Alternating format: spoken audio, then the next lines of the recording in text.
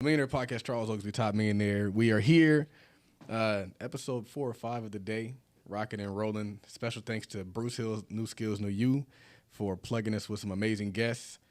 We just had his brother on the show, and he dropped a ton of value. We're talking about NILs, talking about the family business, talking about credit, all that stuff. Yep. And we have his brother. What's your name again? Chart Slayer is what I go by in the Forex world, but everybody knows me as Chart Slayer. Chart Slayer. So you're big on technical analysis. Absolutely. All right, that's cool. We definitely got to talk about that. But before we get to there, tell us a little bit more about who you are, where you're from, and what was life like growing up. Absolutely. So I am Marcus Turner. Like I said, other people call me Chart Slayer. I'm born and raised in Atlanta, Georgia.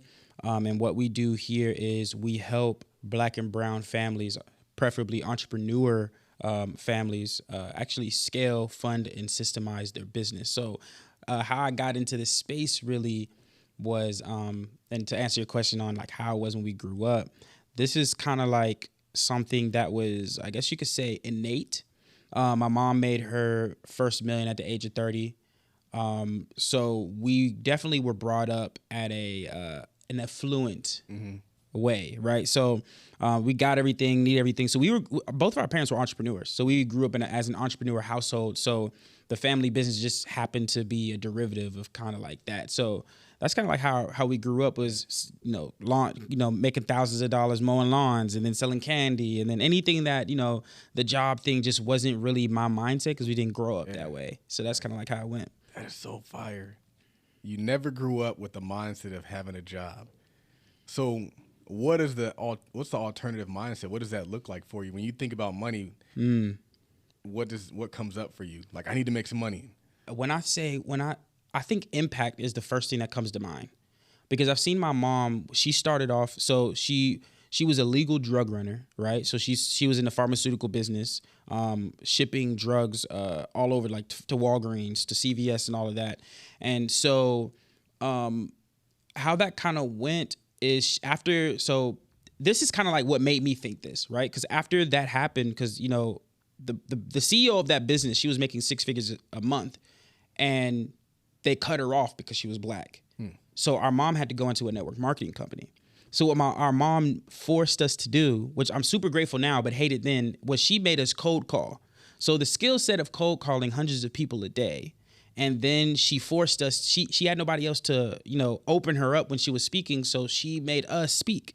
So I was public speaking at like 7, 8, 9, 10 years old. So like those things were something that, I don't have stage fright. Yeah. You know what I mean? Like that, because our mom kind of put us in that door. So when that happened, everything that was viewed that most people was taught about fear, I didn't have. Yeah. And some of the mentality about money, I didn't have. Yeah. So like what I look at now when it comes to money is just, okay, I think Grant Cardone said it best. He said, where's my money and who do I need to impact in order to get it? So like that's always been my mindset, because I've always seen my mom impact other people. So that's kind of like where it went. That's fire, man.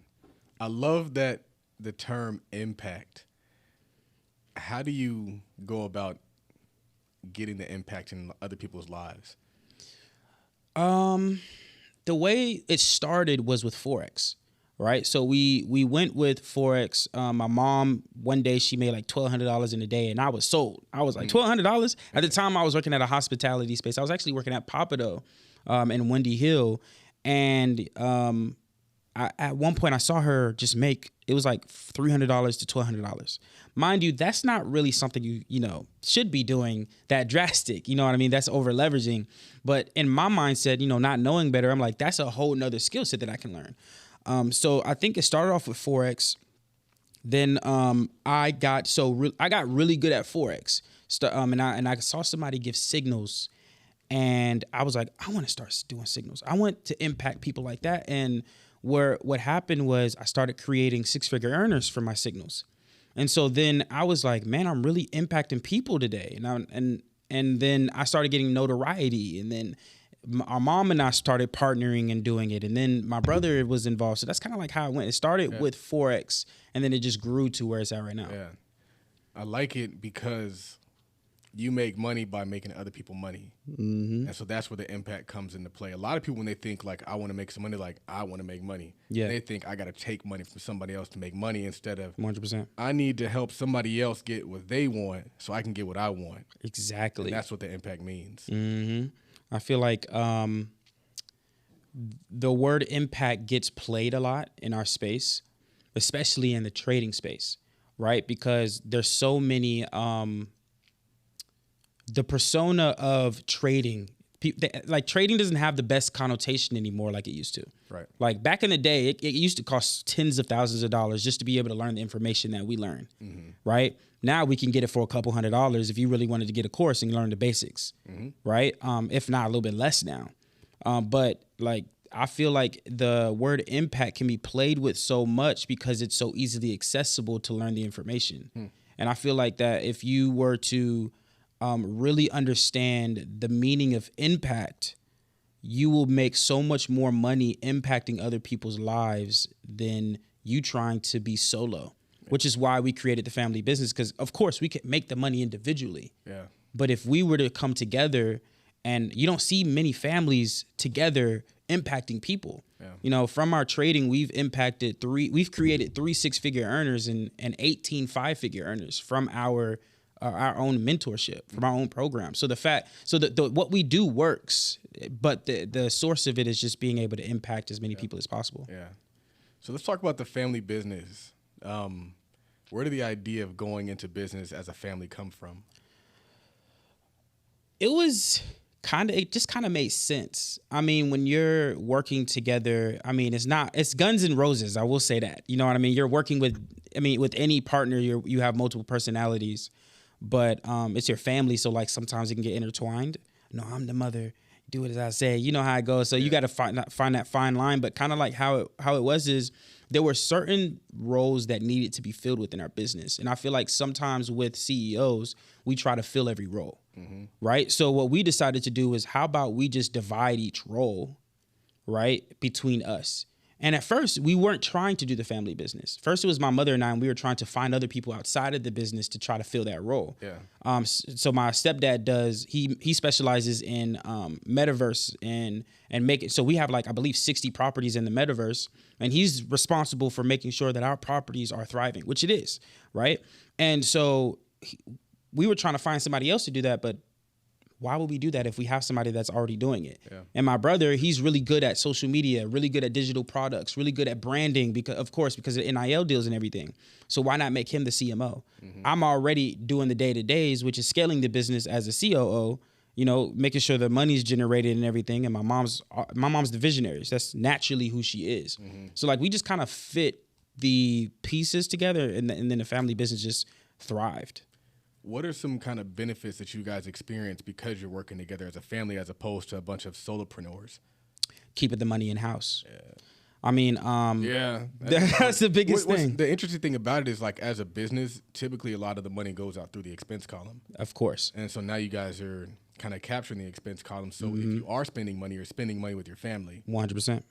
That makes a lot of sense. Yeah. So like that, the thing, and of course with business, right? You have expenses. You have, like you said, things that come out. So we go by this book. I don't know if you're familiar, and you might be because you're in the financial space. Profit first, right? So we go by that.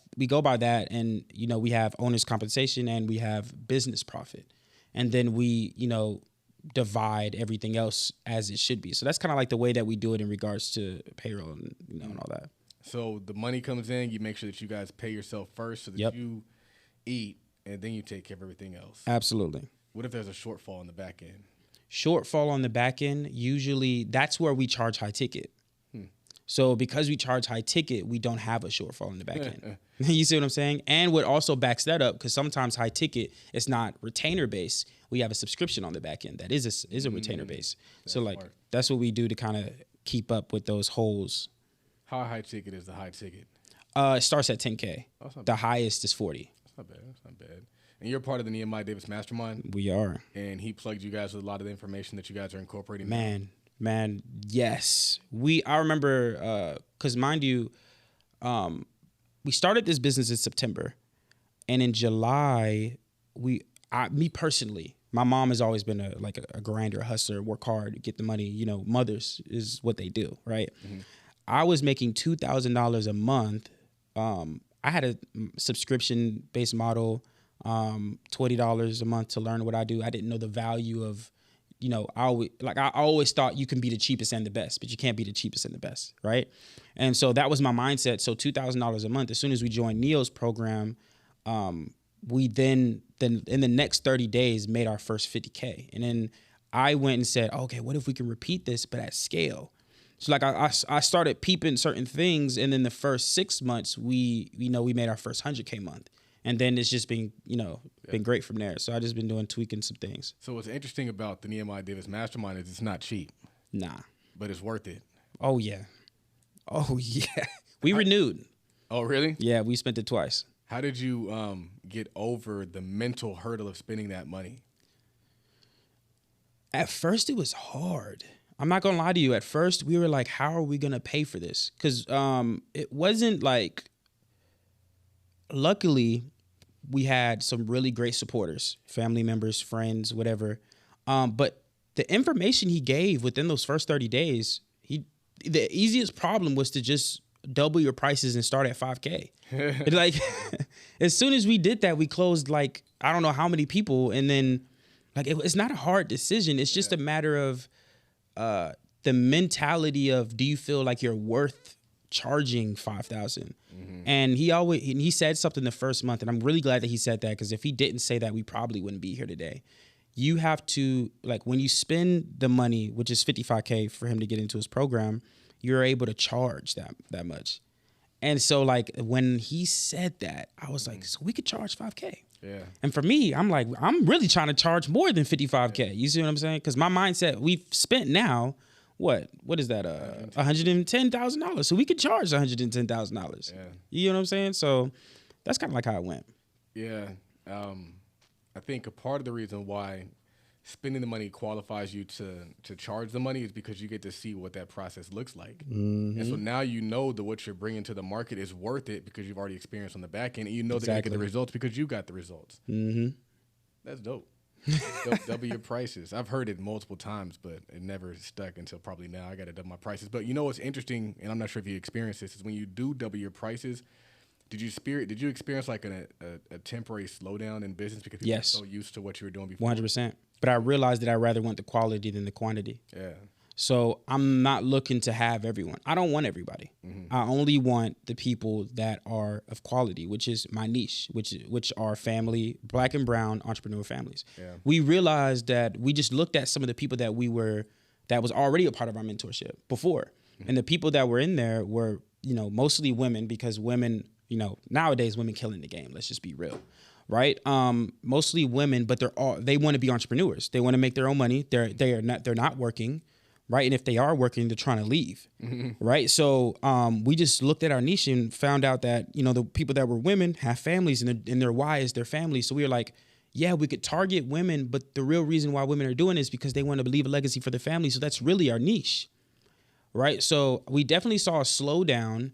Like we had, trust me, when I had $20 a month, I had 200 people within that. When we charged $10,000, $5,000, it was like 20 people. You get what I'm saying? If that, honestly. So, but it's a better experience for everybody involved, though. Yeah, and it's so much easier to work with them. Right. When you're charging a little bit of money, you get asked dumb questions. Yeah. You're not really talking about high level issues. Nah. You might answer the same question multiple times. People don't execute. And they don't execute. So you can get frustrated just because they're not executing. And so I'm telling you what to do, and then you're not doing it. You come back a month later, you still haven't done it.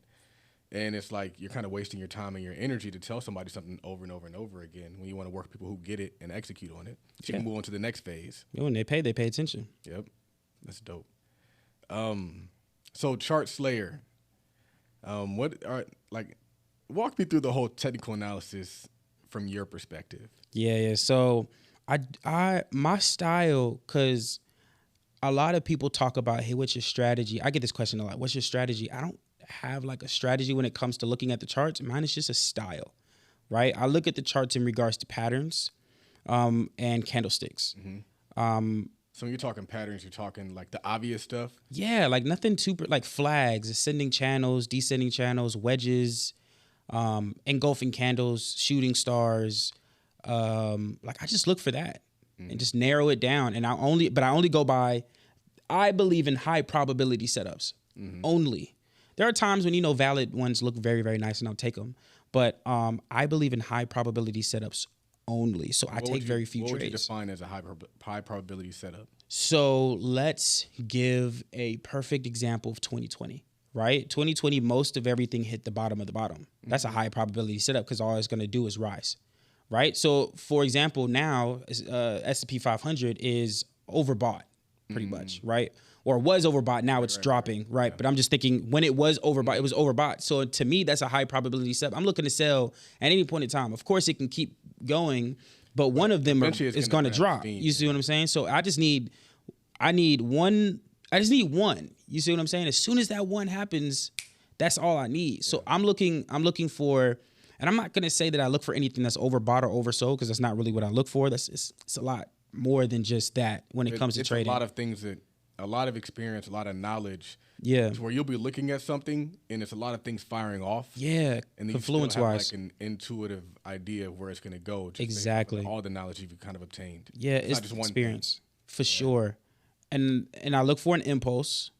I look for a flag and then I execute based on a candlestick. What do you mean by impulse? So I look for a strong move in one direction, right? I don't look for, like let's say there's an ascending channel, right? Let's say there's some form of ascending channel coming up. Of course, I'll have the MACD to confirm that there's divergence, right? If I see that, then I know that that up move is weak. So what I'm looking for is some form of impulse to let me know that this price has now changed direction. And then from there, I look for a flag, which is just a small form of consolidation, and then I execute. Do you see what I'm saying? And so that could either be from a trend break, that could be from a candlestick, like a shooting star, evening star, railroad, engulfing candle. I love pin bars. Rejection is my favorite, right? So those, and then I just execute the trade. I have a very minimal stop loss, probably between 30 to 55 pips. 55 is like a stretch for me, but usually mine stays between, I would say 20 to 35, 40. Is usually where my stop losses are, but I have a huge reward because I'm also a swing trader, right? So I'll have 200. Exactly. So that's why I stay on a higher time frame and then just do a top-down analysis to go down. I do. It's funny because, like you said, I think your brother said this, where like learning one skill translated into other areas. So because you learn how to do technical analysis through Forex, now you understand crypto. You also understand options trading. Where do you find the most success? In which market? I find the most success with covered call stock options. Really? Yeah. Why covered calls? Covered calls because it's kind of a break from looking at the charts so much. Like I don't have to look at it so much. I'm looking more on the fundamental side. And one, because as a Forex trader, you do still have to pay attention to the fundamentals, right? Even though I'm heavy technicals, I'm not going to leave 100% of the fundamentals out of it. Like news enhances whatever that's already going to happen. But at the end of the day, I still I still want to know what's going on. Right. So options just sometimes helps me figure out, okay, politically or within the business, like what's going on within the world. I've always said it's a combination of both. It's not either or. Exactly. You can't be strictly fundamental. You can't be strictly technical. You 100%. Merge the two if you want to do it right. Yes, and scale. Yeah. For sure. Covered calls. Can you explain to the people what those are? Because we talked about it, but we didn't really cover it. For sure. So covered calls is, I like to say, gives the trades to the traditional options, right? Because we're not like, I like to call it like flipping, right? So let's say shoes, right? Burberry's. Let's say it costs $1,000 for the Burberry. As a covered call writer, I'm here to flip that to $2,000. So if you give me a shoe, or if I have a shoe for $1,000, I'm going to sell it to you for $2,000. Right? So like that's kind of for me a way that I describe covered call writing, and the selling is the option, right? So I'm buying the company and I'm flipping the option, the contract. Does that make sense? Right, because in order for it to be a covered call, you have to have a position in the stock. Correct. And then you sell the actual option contract to whoever that wants to buy it. And the idea is that it's going to expire worthless. Correct. So how do you determine what you want to buy that is a candidate for that strategy? Great question. So we look for boring companies. So we only focus on S&P 500 companies. What about the Dow? Oh, I was just about to say, and the Dow. Yeah. Absolutely. So we focus on those two, not companies, but index funds or indices in the Forex term. I don't know if it's also in options terms. I just only trade covered calls, but I'm pretty sure I could do traditional options, but I only do the covered call writing. I just have too much fun in Forex, honestly. But options are lit, man. They are. I know. I hear it all the time. I have a whole lot of friends that trade options. I know it. Yeah. And then they'll say competitor, options is better than Forex. Forex is better than. I'm just like, how it's just being funny. You know how it goes. But with us, so what I'm looking for is, for example, let's say I'm looking at Apple, right? I go to I look at the list. Mind you, I have to have a certain amount of capital. I always say that you always want to start off with minimum 5K when it comes to options. Like if you're starting in with anything less, you really don't need to be trading covered calls or anything. Honestly, the more capital, the better, right? So you want to come in with 5K. You want to look for a company. They have to have at least 5 years of consistent growth, right? So I look on a 5-year chart and I want to see green on the Yahoo Finance. So I'm going to Yahoo Finance. I'm looking for Apple. I go to the 5-year and I'm looking for green. If it's green, cool. Checkbox 1 is done. I'm also looking to see if they have dividends, right? Because I do want a company that gives dividends, right? We all believe in dividends. I'm here for it, right? Then I look at the financials, right? And then I look to see, was there incremental growth within each year? Now, of course, 2020 is something, we can't even really count that. It's like an anomaly. Yeah. So like 2020, we kind of skipped, but we want to see that 2021 was more than 2019 at least. Right. So that means that this company is incremental growth and is always growing. So we look for slow growing, steady, boring companies. And then from there, we do covered calls. We buy the company. Let's say, I like to say that we make between 12 to 15% every Monday, because we only trade once a week. So let's say 5,000, we make 12 to 15% a month. So that's about $750, I believe, a month. So we make let's say somebody has 5,000, you make $750 consistently a month, around their ballpark, of course.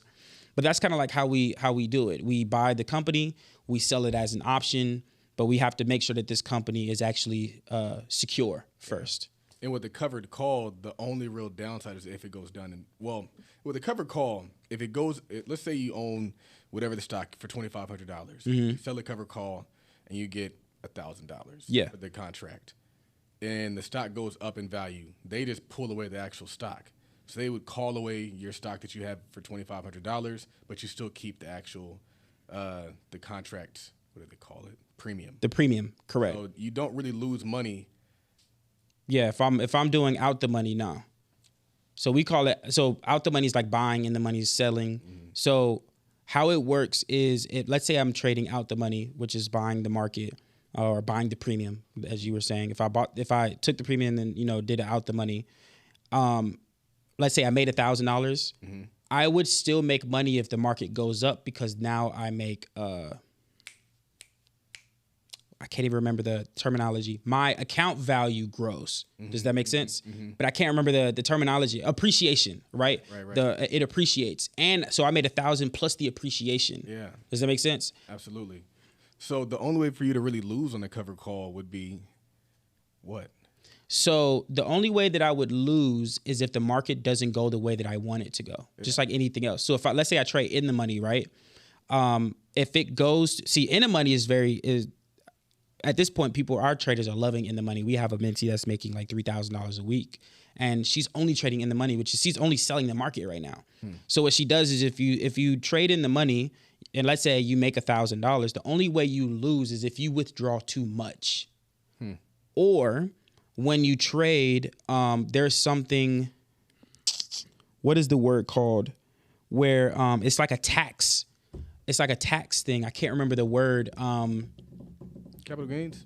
No, that's when it goes up. That's capital gains. There's a word where I can't remember the word right now, but with taxes.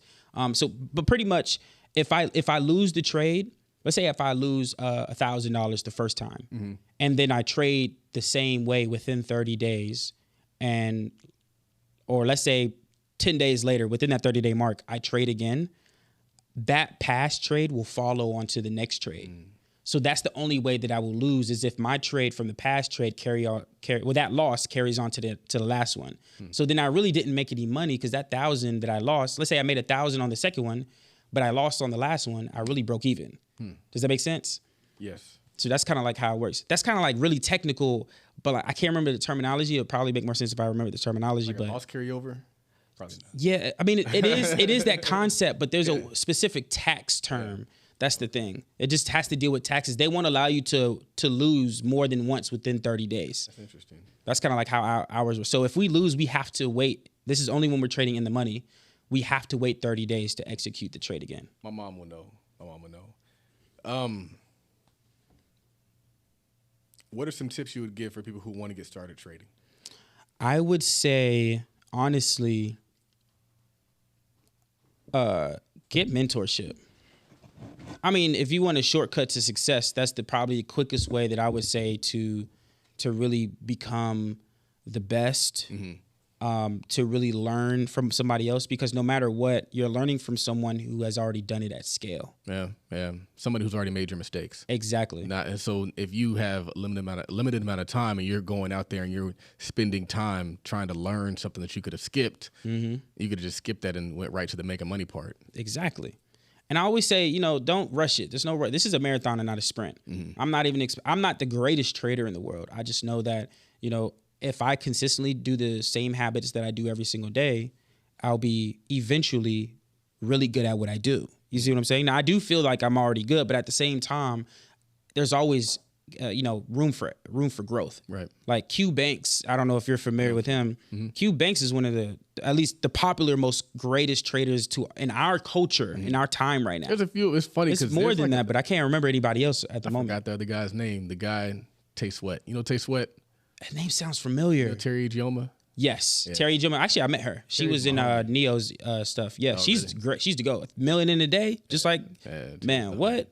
That's crazy. I remember Terry when she was just starting, and then I remember when she first made her first $1 million in a year, and then she blew up, and then I saw her at the Ashley Ann conference, and she was like, I'm doing way more than that now. So, sheesh. Yeah. I'm trying to be like that. I'm trying to be like that. It's just cool to see because it didn't really, I mean, I'm not gonna say it didn't exist, but we didn't know about it like that. So social media definitely shined a light on them. But yeah, you said Q Banks. My bad, I went off on a tangent really quick. Nah, you good. Get mentorship. Any other tips you have for them? I would say treat it like a business. Yeah.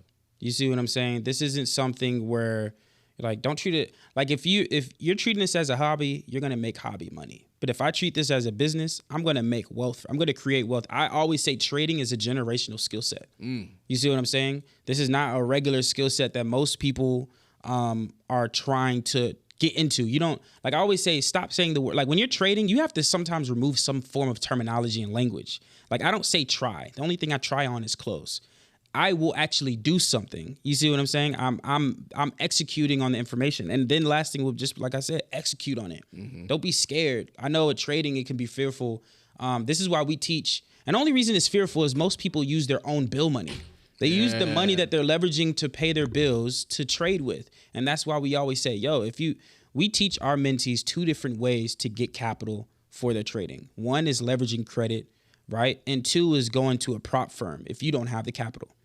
You see what I'm saying? So you want to use these ways, these 2 avenues to get you funding. Learn the skill set, get you a firm, or find a way to leverage somebody else's money, OPM, to get the capital for your account, and then execute on the information. Yeah. That's what I would say. That's fire, man.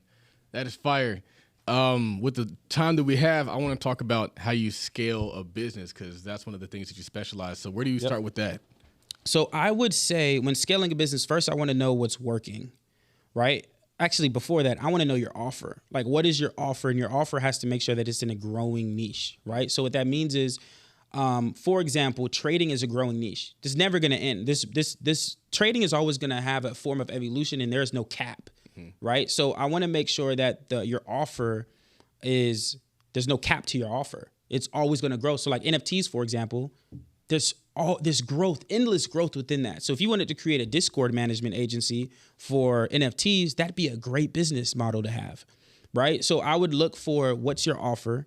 Then from there, I would look for patterns, like what exactly are you doing to make money, right? And sometimes, like if you're doing social media, right? If you're getting capital from social media, if you're making money through social media or getting clients through social media, okay, some people think, oh, I need to go to ads. I need to go to, this, I need to go to that, whatever the case may be. No, you can stick to what's working. So what you could do is leverage shout out pages like Shade Room, Hollywood Unlocked, leverage those people to get you more clout onto your page, go to your DMs, get people from your page to hit you up in your DMs and close them in your DMs. Yep. You see what I'm saying? You could do it that way. So like I would just say pick one offer, one channel, and then scale that. Do you see what I'm saying? To whatever. So how we kind of scaled it was we were making so much money from our own email list. So we just stayed within our email list. So we were within our own community, Telegram, emails, like warm market was where it was. So the secret was, how do we get more people to get in our warm market? So how we did that was we leveraged social media. Our social media is the warmest market we have. Yeah. You see what I'm saying? So we leverage social media, do shout out pages, and then from there get people in the DM. Now they're a part of our email list. You see what I'm saying? And then we just keep doing that cycle over. So when you do this, are you pitching them like a lower ticket offer to then upsell them later? Or are you just hard hitting them? Or you have like both a freebie? What do you do? Both. So what we do is there are times when I highly suggest running testimonials on your stories, right? So this is a major hack that I learned. Did you read my book, man? What book? I wrote a book called $1 Million While You're Young. Really? I talk about a lot of this stuff in there, man. Nah, man, this is from Neo. You see what I'm saying? This man Neo gave read me game. My book, man. He had to have. He had to do something. But like, no, I definitely. Some of these are like trial and error. Yeah. You get what I'm saying? So like, some of these things I only learned from when I think we were scaling our business. Found what worked. Yeah, we just find, for us, I already have a YouTube channel, right? So I'm on all platforms. So like I just leverage whatever that I had or we had, and then we just executed on what was working. Yeah. My mom's strongest is at Instagram and Facebook. Mine is Instagram and YouTube. Alex's is Instagram, right? So we knew, okay, what's the source between all three of us? To have them all together. Yeah. And then we just attack on the same one. So all of us are strong on Instagram, so we only attack Instagram. You see what I'm saying? One channel. You feel what I'm saying? Wait, hold on. So you guys are all on the same channel? Yeah. Not different pages? We have a social currencies channel, and then we have individual channels. But you have multiple people posting on the social currency one. Correct. That's the way you do it.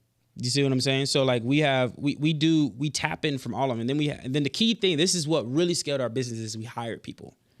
I can't even stress. We have, I believe, over 20 virtual assistants now working for us full time. And whatever a virtual assistant, for people who don't know, is a virtual assistant. So for people, I know people are like, what's a virtual assistant? It's literally a virtual assistant. An assistant virtual. You know what I'm saying? So what we did is we hired setters, virtual assistant setters. We had them, their specialty is to go in our DMs and book appointments from our DMs, right? So we have a script that we would use, and they'd go through that script. Hey, what are you struggling with? Hey, what are your financial goals? Have you ever had coaching before? Like stuff like that. And then we'll say, okay, well, I don't know if this is just on my page. I'm going to talk to you as if they're on my page. I don't know if you're aware, I can give you some tips, but I do this trading thing, I've been doing this for a long time. I wanted to know if you have a time to hop on a 5 to 10 minute call. And they'll say yes and give them their number, because they trust my information, because I've obviously gotten people, I give good value. I give great information. And I post every day. You see what I'm saying? So like, that's the key thing, is I'm still relevant. So I do the setters. They book appointments for our closers, and we close them. Yeah. That's really it. The setters book appointments, you get on the appointment. So now you're not wasting your time trying to chase people who don't want to be talked to. Correct. You're turning cold leads into warm leads. Yep. And then events. And then it's a higher close ratio. So you're talking about events. What kind of events? So we host quarterly events for our mastermind, for our mentorship. That's dope. But we allow... You got to do that, man. Why don't I do events? I don't know. But you're leaving money on the table. I am 100%. We just had an event literally yesterday and closed 40K. You see what I'm saying? The events. Where do you guys host them, and like what does it look like for you? So where we host them is in Atlanta. So to break it down, we have 3 domestic events and 1 retreat / international event. This is only for our mentees though, right? So we literally a month ago we just had we rented out a villa for our mentees, and it was only for our mentees to come out, give them more value, make them more money. So we on that event we got I believe I can't remember how many people, but we got $500K in funding for all of our mentees, cumulative, right? So we got them $500K in funding. And then from there, the 2 weeks afterwards, we had this event that was yesterday, right? 3-day event. And we then we got somebody an unlimited Amex card on the spot. And then we closed $40K on the spot. So the key thing is with events, here's a hack, right? With events, our events are very intentional. Each time you speak, you answer an objection. Does that make sense? Absolutely. So when you then make your offer, you then there's no reason for them to say no. Right. You see what I'm saying? So like that's how we are able to close is each speaker answers an objection. That is so fire. You see what I'm saying? That's I like it because the book.com secrets. Yes. Talks about how like when you have your either a video sales letter or even when you hold your webinars, what you want to do is you want to be raising the things that if you were to just walk up on stage and say buy this, they're going to say, I don't have enough time. I don't have enough money. Right. I'm not smart enough. I don't do this. And my so partner you go on, it's like, man, you might think that you don't have enough time, but this is how I do it. Boom, boom, boom, boom, boom. You might think that you don't have enough money, but we're going to show you how to make this money this way. And so by that time, you've broken all their walls down. Kind of like a girl you're trying to holler at. You got to break all the walls down, so now she's comfortable. So now. Yeah, that's that. What is it? He had the vehicle, internal belief, and external belief. Huh. Yep. So that's how you do it at an event. You do the same thing on a webinar, but live. Yeah, you said the vehicle. The vehicle, internal beliefs, external beliefs. What do you mean by internal and external beliefs? So for example, somebody says, I can't do this because I'm not good enough. That's an internal belief. So I'm knocking that door down. Then someone says, I can't do this because of my spouse. That's an external belief. So I'm knocking that door down. So at events, you wanna knock down every objection, which is an internal and external belief. So an external is because of money. I can't afford it. So boom, we're gonna get you funded on the spot. So I would intentionally at your event bring someone that can get somebody funded. You see what I'm saying? My mom gets people funded every day. She, like I said, got our mentees $500K. That's what she specializes in. You see what I'm saying? So I would if you're trying to get her to do that for you. You see what I'm saying? And then you get someone, let's say an internal belief is, I can't do this because I don't feel like I'm worthy. Cool. Get a mindset or leadership coach to solve that internal belief. You get what I'm saying? And you are the vehicle. You feel what I'm saying? So you've now answered all of issues. So when you're doing these events, it's not just you speaking. You're bringing in other people that kind of specialize in that space that can help you get over the hurdle. Yes. And then you make an offer at the end, and then they'll raise their hands and say yes. So what does the offer look like? What's the hack behind the offer? So the offer, mind you, Neo's the GOAT. Right. So I study a lot of things when it comes to closing live from Neo. I have an entire hour and 30-minute recording that I study from Neo. You see what I'm saying? So what I do is what he does is he intentionally will give value like regular value. You see what I'm saying? Like just give value. Right.